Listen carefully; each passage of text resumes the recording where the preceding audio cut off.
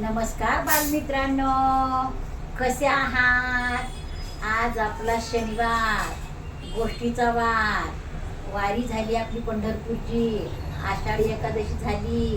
आता उद्या दुसरी आषाढी एकादशी आहे. आज आपल्या गोष्टीचं नाव आहे सर्वस्व. मुलांनो, सर्वस्वचा अर्थ मी तुम्हाला गोष्टीच्या शेवटी सांगेन.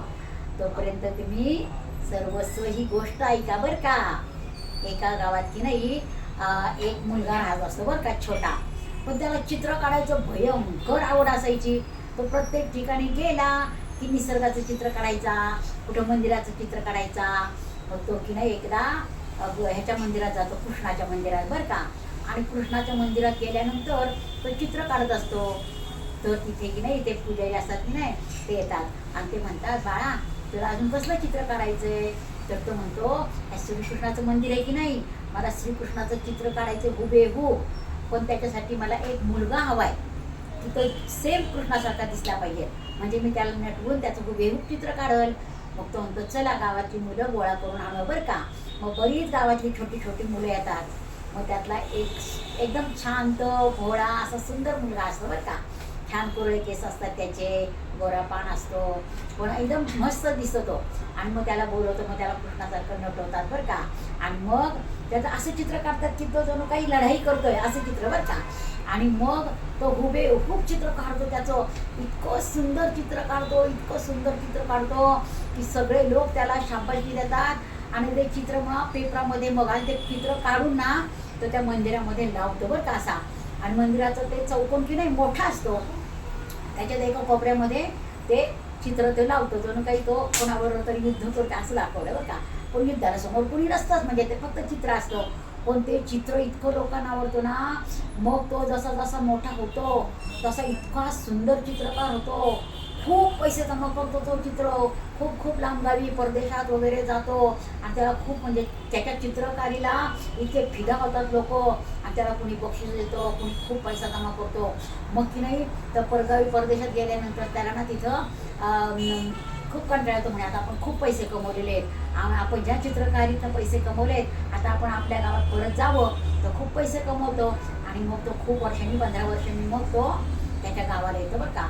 त्याच्या गावाला आल्यानंतर तो परत त्या मंदिरात जातो. तर त्याला खूप छान वाटतं बरं का. आणि आपण किती ह्या मंदिरात चित्र काढलं, त्यामुळे आपण किती छान झालं वगैरे. मग तो पुजाऱ्यांना भेटतो. तो पुजारी की नाही खूप थकलेले असतात. आता तो मुलगा जेव्हा मोठा होतो तेव्हा परदेशात जातो. आणि परदेशात गेल्यानंतर 15 वर्षांनी तो येतो. मग ते आजोबा म्हातारे झाले की नाही पुजारी. मग तो पुजाऱ्यांकडे जातो. पुजारी बाबांना नमस्कार करतो, मला ओळखलं का तुम्ही? तर ते म्हणे, मी नाही ओळखलं बाळा तुला. तर म्हणे, मी लहान होते की नाही तेव्हा तुम्ही मला चित्र काढायची परवानगी दिली होती की नाही, तेव्हा मी ते श्रीकृष्णाचं चित्र काढलं. तर ते म्हणतात, हो का? अरे पण तू ते अर्धवटच चित्र काढलं.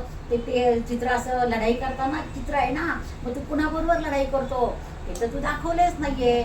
पण हो मग मी करतो की म्हणे, आता मला ना कंसासारखा दिसणारा माणूस पाहिजे, म्हणजे मग तिथं कंस करेल मी, म्हणजे ते कंसाबरोबर मी लढाई करतो असं दाखवता येईल. तर ते म्हणतात, बरं चल गावात कोणता माणूस तुला छान वाटतो तो बघ.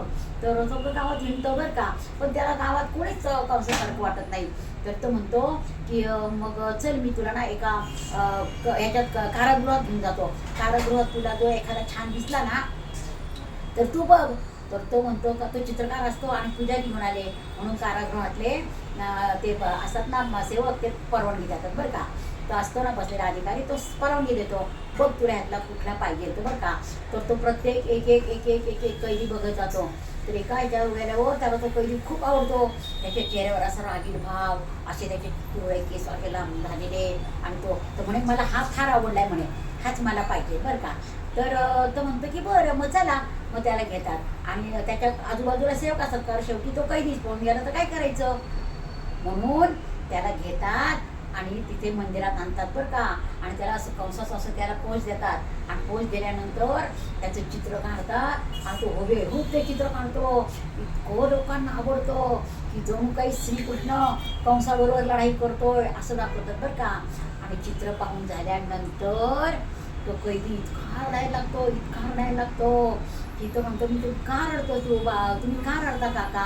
तर तो भागातला होतो, त्याच्याच एवढा मुलगा असतो तो माणूस. तर म्हणतो तुम्ही का रडता? तर म्हणे मी काका नाही, परिस्थितीने मी हे झालेलं आहे, पण खरं म्हणजे तू ज्या कृष्णाचं चित्र काढलं ना तो कृष्ण मीच. आणि मग आता मीच हे झालं, म्हणून माझ्या गोष्टीचं नाव सर्वस्व आहे. आपण म्हणतो की नाही, ही माझी मावशी, हा माझा काका, मी मोठा अधिकारी, मी मोठा. पण तुम्ही कोणीच नाही, तुम्ही सर्वस्व कृष्णच आहात. तुम्ही भगवद्गीता कधी वाचली का? त्याच्यामध्ये एक अध्याय आहे विश्वरूप, 11वा अध्याय आहे बरं का. 11वा अध्याय विश्वरूप दर्शन आहे. त्याच्यामध्ये अर्जुन युद्ध करायला तयार होत नाही की नाही, हा माझा काका, हा माझा मामा, हा माझा भाऊ, मी कसं मारू त्याला? श्रीकृष्ण म्हणतो अरे ते सगळे मेलेलेच आहेत, फक्त तू एक निमित्त मात्र की तू त्यांना मारून टाकतो. हे सगळे मुळात मेलेले आहेत, फक्त त्यांचं जीव तुम्ही हे केलेला आहे ना, ते सगळे मीच आहे. तू म्हणतो ना तो माझा मामा, ते कोणी नाही, तो मीच आहे. मीच मृत्यू आणि मीच जन्म आणि मीच सगळं, म्हणजे तुमच्याकडनं करून घेणारा पण मीच आहे आणि तुमचा उद्धार करणारा पण मीच आहे. म्हणून नेहमी भगवद्गीतेचा एक तरी ओळ वाचायची, म्हणजे तुम्हाला कृष्णाची सगळी माहिती कळेल. आणि नेहमी आपण भगवंताला प्रिय झालं पाहिजे की नाही, मग भगवंताप्रमाणेच आपण खरं बोलायचं, सगळ्यांवर प्रेम करायचं, एकमेकाला मदत करायची. मग अशी लोक भगवंतात विलीन होतात. आवडली का गोष्ट आवडली असल्यास लाईक करा, शेअर करा आणि सबस्क्राईबचं बटन दाबायला विसरायचं नाही.